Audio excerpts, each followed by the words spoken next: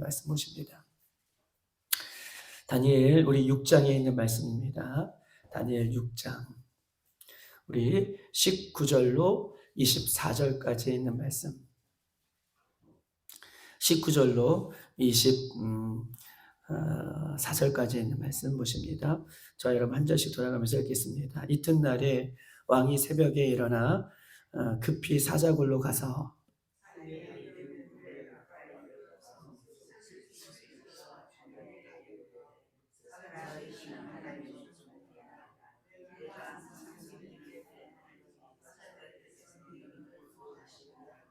다니엘이 왕에게 이르되 왕이여 원하건대 왕은 만수무강하옵소서.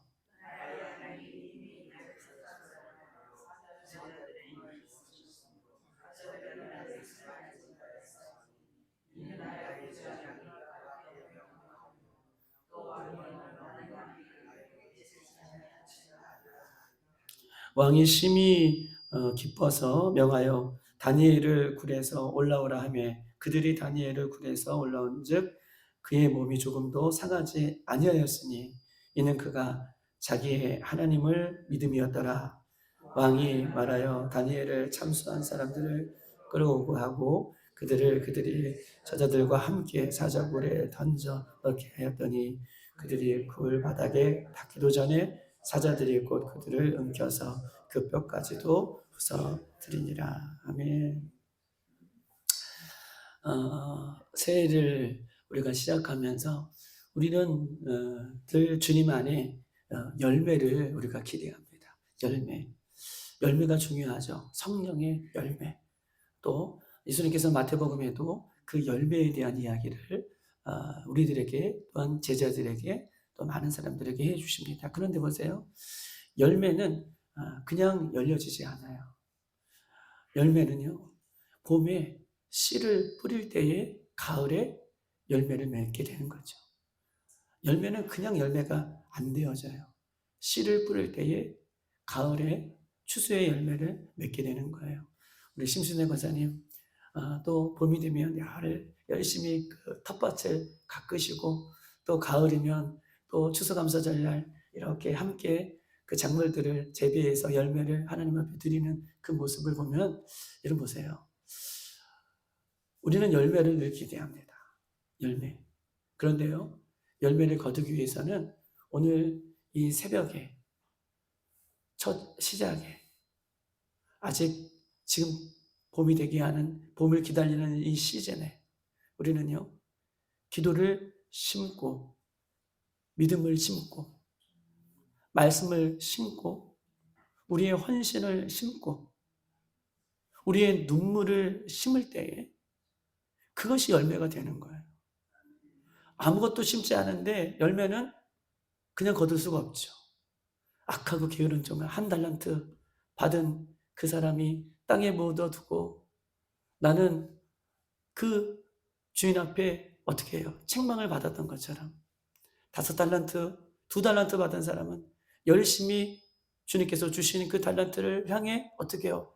열심과 최선을 다할 때 배나 하나님께서 그들에게 주셨던 것처럼 우리가 이 새벽을 우리가 첫 2025년 새벽을 드리면서 우리 안에 있는 그 열매들을 주님 앞에 드릴 수 있게 또한 씨앗들을 심을 수 있도록 그래서 가을에 열매를 모두 거둘 수 있는 우리들이 되기를 바랍니다. 성경은 분명히 이렇게 써 있어요. 눈물로 씨를 뿌리는 자는 기쁨으로 그 단을 거두리라. 여러분 씨를 뿌릴 때요 그냥 뿌리지 않더라고요.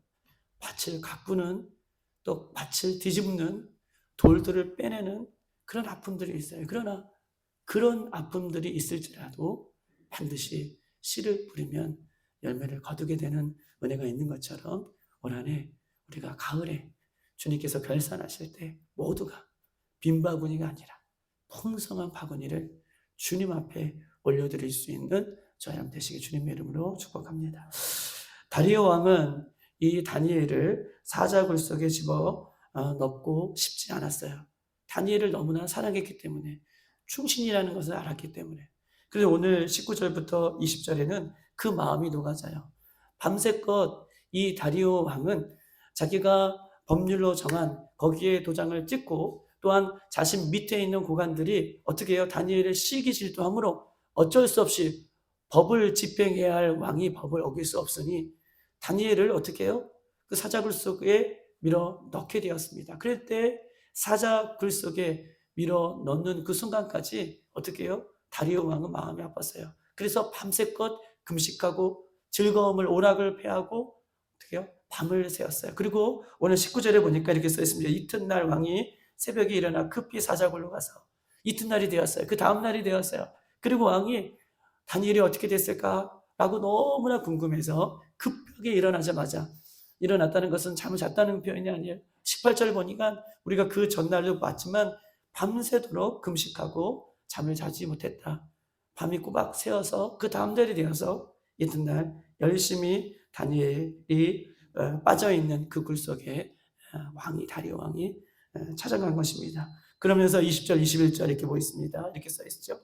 다니엘이 든 굴에 가까이 가서 슬피 소리질러 다니엘을 묻되 살아계신 하나님의 종 다니엘아, 내가 항상 섬기는 내 하나님이 사자들에게서 능히 너를 구원하셨느냐 하더라 라고 얘기하면서 21절 다니엘이 왕에게 이르되 왕이여 원하건대 왕은 만수궁왕하옵소서 라고 한 대답을 이야기를 하고 있는 것입니다. 왕이여 슬피 울며 다니엘을 찾는 거예요. 살아계신 하나님의 종 다니엘아, 하나님이 너를 구원하셨냐? 라고 큰 소리 치는 거예요. 하나님이 살아계시면 너를 구원하셨냐? 하나님의 종 다니엘아, 살아계신 하나님이 너를 진짜 구원하셨냐? 라고 지금 왕이 슬퍼하며 다니엘을 찾습니다. 다니엘이요, 사자굴에서 왕이요 만수부강하옵소서. 여러분 24절에는요 다니엘을 미워하고 시기했던 사람들이 어떻게 해요? 모든 가족들이 다 오히려 사자굴 속에 들어갈 때에 발이 닿기도 전에 어떻게 해요? 사자들이 그 뼈까지 다 어떻게 해요? 으스러 먹었습니다. 사자는요 굶주린 사자가 아니에요. 사자는 배부른 사자가 아니에요. 다니엘이 떨어졌을 때 너무나 배가 불러가지고 사자는요 다니엘을 안 잡아먹은 것이 아니에요. 사자는 굶주린 사자예요. 그 다니엘을 시기했던 그 사람들이 발이 땅에도 접기도 전에 다 잡아먹을 정도로 사자는 그렇게 굶주렸음에도 불구하고 오늘 다니엘은 사자굴 속에 집어넣는 순간 누가요? 하나님이, 살아계신 하나님이 그를 구원하셨다라는 것을 오늘 본문은 우리에게 이야기를 하고 있는 것입니다. 사랑하는 여러분, 왕의 명령으로 다니엘은요 억울하게 사자굴 속에 집어넣어졌지만 살아계신 하나님께서 사자굴 속에서 다니엘을 살려주셨어요. 왕은 그를 사자굴 속에 집어넣었지만 살아계신 하나님께서 그를 사자굴 속에 살려주셨습니다. 그리고 왕을 대면할 때에 바로 이 다니엘이 첫 마디가 어떻게 해요? 왕은 만수궁왕하옵소서. 왜요? 왕이요, 왕이 저 좋아한다며요. 왕이 저 사랑한다며요. 왕이 저 아낀다며요. 왕이 어떻게 나를 사자굴 속에 밀어 넣을 수가 있겠습니까? 저를 보호해 주셔야죠 라고 원망의 소리가 아니라 다니엘은요 원망하지 않았어요. 자기가 사자굴 속에 왕이 집어넣었음에도 불구하고 첫 마디가 왕이요, 왕은 만수무강하옵소서 라고 하는 말로 이렇게 인사를 드리는 것입니다. 사랑하는 여러분, 내가 누구보다 왕을 위해 충성했는데 왕이 나한테 이럴 수가 있습니까? 가 아니라 다니엘은요 살아계신 하나님에 대한 믿음이 그 옆에 있었어요. 살아계신 하나님이 나를 인도하시는 것, 내가 살아계신 하나님 앞에 내가 어떻게 서는 것, 내가 살아계신 하나님 앞에 어떻게 보이는 것, 이것이 중요했어요. 왜냐하면 하나님이 살아계셨기 때문에 그래요. 살아계시니, 그 하나님이 살아계시니 왕 앞에서도 불평불만할 수가 없는 거예요. 하나님을 향한, 상대로 향한 믿음이 그에게 있기 때문에 그래요. 이건 굉장히 중요한 은혜죠. 여러분, 하나님은 오늘도 살아계십니다. 하나님은 오늘도 역사하세요. 성경에만 역사하시는 분이 아니라, 성경에만 우리에게 말씀해 주시는 분이 아니라 시간과 공간을 뛰어넘어 우리가 믿음으로 주님을 찾으면, 믿음으로 하나님을 찾으면 그 다니엘의 역사가 우리에게도 주어지신 하나님이라는 것을 다니엘이 믿었던 거예요. 우리에게도 그렇게 믿는 이 새벽이 되기를 주님께서 원하시고 계시는 거죠. 다니엘은요, 단순히 왕을 원망하신 것이 아니라 살아계신 하나님에 대한 신앙을 갖고 있기 때문에 어떤 순간에도 사람을 원망하지 않아요. 사람을 대항하지 않아요. 왜요? 하나님을 기쁘시게 하는 마음의 신앙이 있기 때문에 그래요. 2025년도 우리가요, 정말 이런 신앙이 했으면 좋겠습니다. 코람데오라고 하죠. 하나님 앞에서, 하나님 면전 앞에서 내가 늘 서 있는다. 하나님은 내 앞에 계신다. 하나님 나와 동행하신다. 임마누엘이시다. 라고 하는 신앙을 가질 때에는요, 사람이 원망스럽지 않아요. 환경이 두렵지 않아요. 살아계신 하나님을 내가 믿기 때문에 그래요. 우리가요, 그 살아계신 하나님을 우리가 더 의지하고 믿고 그 믿음의 역사가 우리에게도 동일하게 일어나기를 주님의 이름으로 축복합니다. 절대 사람을 향해 원망하지 마세요. 사람은요, 우리가요, 용서하고 사랑해야 할 대상이에요. 사람은요, 구원받아야 할 대상이에요.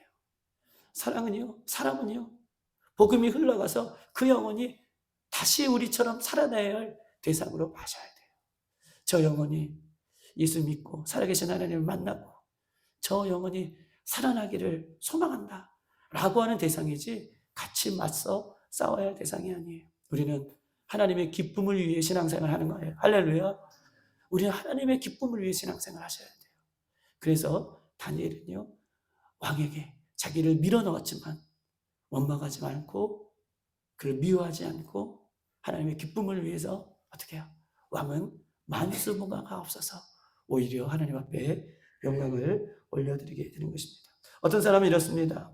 목사님, 다니엘은 너무 비현실적이에요. 우리가 어떻게 저렇게 신앙을 가질 수 있습니까? 우리가 어떻게 저 죽음 앞에서 사자굴 속에서도 하나님 앞에 영광을 올려드릴 수가 있어요? 그리고 이 이야기를 보면서, 이 말씀을 보면서도 마음을 닫는 분들이 있어요. 너무 동떨어진 인물이다. 너무 우리는 그 인물을 닮을 수가 없다 라고 이렇게 생각하시는 분들이 있는 것 같습니다. 사랑하는 여러분, 성경에 나오는 인물은요, 모두가 비범한 인물들이 아니에요. 성경에 나오는 인물들은, 그 인물들은요, 다 우리와 같이 평범한 사람들이에요. 그들이 비범하기 때문에, 그들이 능력이 있기 때문에, 그들이 지혜가 있기 때문에, 그들이 어떤 큰 믿음이 있기 때문에 예수님 제자들에게 맨날 믿음이 없는 자들아라고 맨날 책망하시잖아요. 그들은 어떤 큰 것이 있기 때문에 하나님을 찾은 사람이 아니더라고요. 베드로는 어떻습니까? 저희들은 간접적으로 혹은 직접적으로지만 베드로 시대에는 베드로는 어때요? 직접 예수님 앞에 배우고 예수님을 따라다니고 예수님 앞에 함께 먹고 잡고 예수님의 진리의 말씀을 직접 들었어요. 그럼에도 불구하고 베드로는 예수님 3번이나 부인했잖아요. 여러분, 그 성경의 많은 제자들도, 성경의 많은 인물들도 결코 비범한 사람들이 아니라 우리같이 연약한 사람들이었어요. 다니엘도 역시 마찬가지예요. 그런데 보십시다.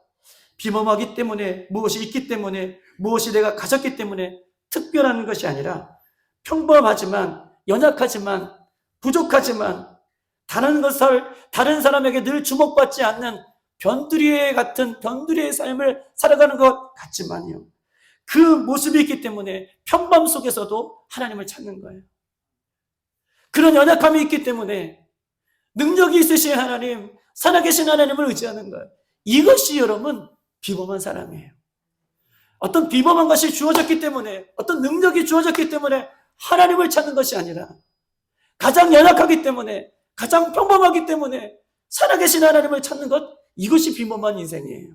이것이 믿음의 인생이에요. 다니엘은 이것을 우리에게 보여주고 있는 거예요.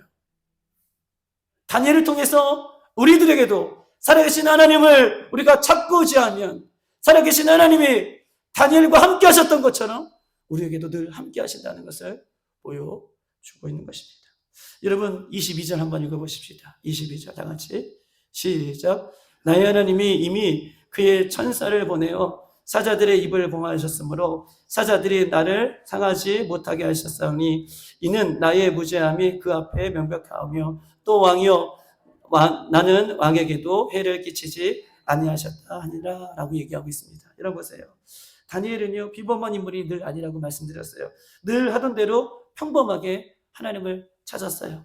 뭐라고 써있냐면 여기서 중요한 것은 누구의 하나님이에요? 나의 하나님. 나의 하나님이 천사들을 보내요. 어떻게 해요? 그 사자의 입을 봉하셨다. 뭐라고 고백해요? 나의 하나님이라고 그 어려움 속에서도 고백할 수 있는 것이 능력이에요. 어려운 상황 가운데에도 그 하나님을 나의 하나님이라고 고백할 수 있는 것이 능력인 것입니다. 다니엘은요, 우리가 10절에 보았던 것처럼 늘 하던 대로 하루에 3번씩 나의 하나님 앞에 그가 기도한 거예요. 하루에 3번씩 나의 하나님 앞에 기도했습니다. 이와 같이요, 우리는요, 평범한 인생 때문에 전에 하던 대로, 늘 하던 대로, 평범한 인생이기 때문에 늘 하던 대로 새벽 예배, 주일 예배, 수요 예배, 금요 예배, 이것이요 비범한 거예요. 늘 하던 대로, 이것이 우리에게 아무것도 아닌 것 같지만요, 이것이 아무것도 아닌 것이 아니라 이것이요 능력의 시간이라는 거예요.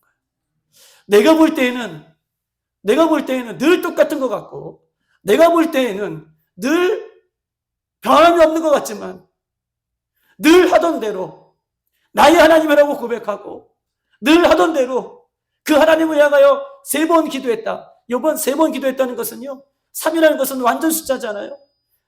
매번 하던 대로 최선을 다하여 나의 하나님을 찾고 의지할 때에 하나님은요 그를 구원하셨던 것처럼 늘 중요한 것은 평범한 것이 아니라 늘 중요한 것은 평범 속에서도 살아계신 하나님이 나와 함께 하시는 것, 이것이 어떻게 해요? 여러분 능력이에요. 이것이 진짜 강한 거예요. 이것을 성경 우리에게 이야기를 하고 있는 것입니다.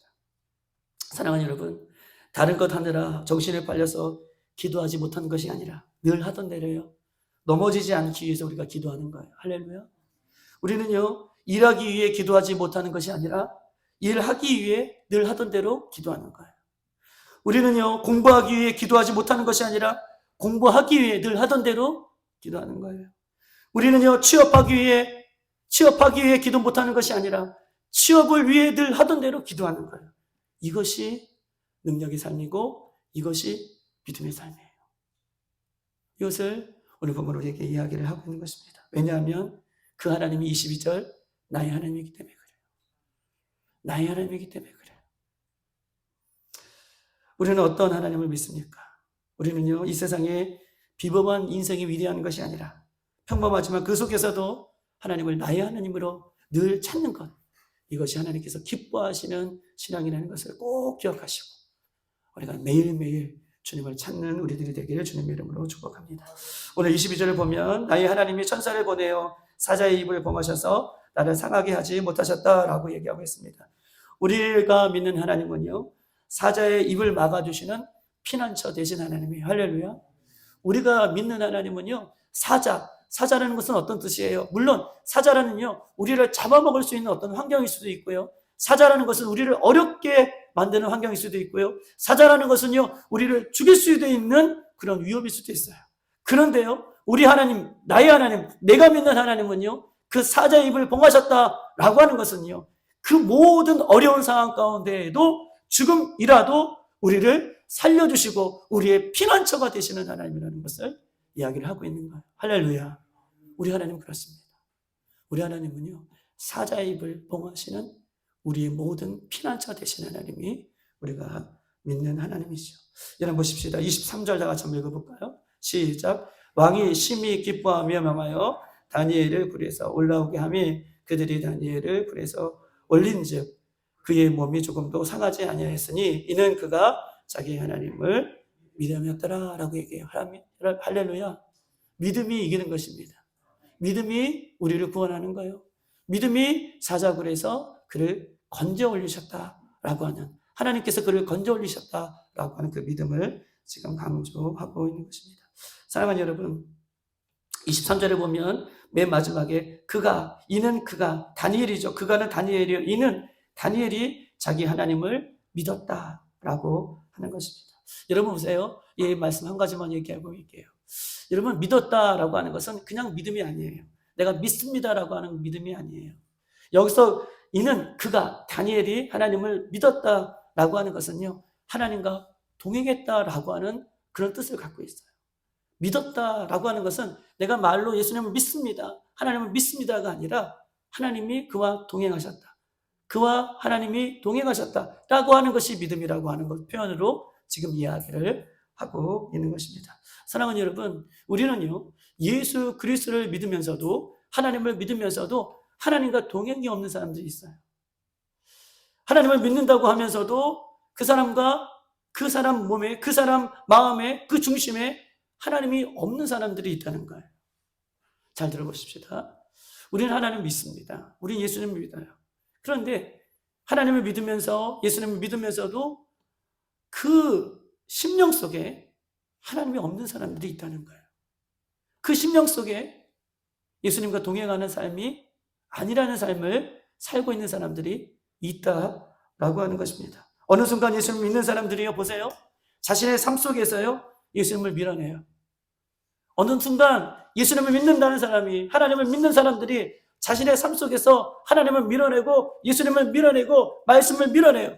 왜요? 불편하니까. 왜요? 부담스러우니까. 왜요? 자유롭지 못하니까.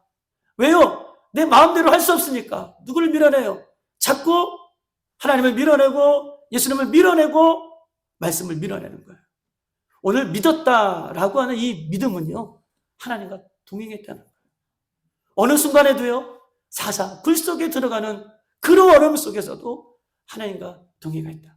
물론 하나님께서 그와 동행하시죠. 우리 하나님은요, 무소부재하신 분이에요. 어디도 안 계시는 분이 아니세요. 어디든 다 계세요. 그런데 문제는요, 오늘 본문을 통해서 우리에게 보여주는 것은 밀어내는 게 문제예요. 자기의 소견에 오는 대로 살려고 밀어내고, 말씀을 밀어내고, 예수님을 밀어내고, 성령님을 밀어내고 순종하지 않는 것이 문제라는 것을 보여줘요. 믿으면, 하나님께서 함께 하시면 내게 능치 못한 일이 없는 줄 믿습니다. 왜냐하면 우리 하나님은요 살아계시기 때문에 그래요. 다니엘에게 역사하셨던 하나님이 우리들에게도 역사하시는 살아계신 하나님이기 때문에 그렇습니다. 사랑하는 여러분, 오늘 하루 죽은 하나님이 아니라 오늘 하루 살아계신 하나님을 더욱더 의지하십시다. 우리가 평범한 일상의 삶 속에서 위대한 하나님을 우리가 믿음으로 바라보십시다. 여러분, 사자의 입을 막으시는 피난처 되신 예수님을 우리가 의지하십시다. 오늘 하루도요, 여러분과 동행하시는 하나님을 의지하고 이 한 해를 승리하는 저 여러분 되시기를 주님의 이름으로 축복합니다. 이 시간 다 같이 한번 기도하도록 하겠습니다.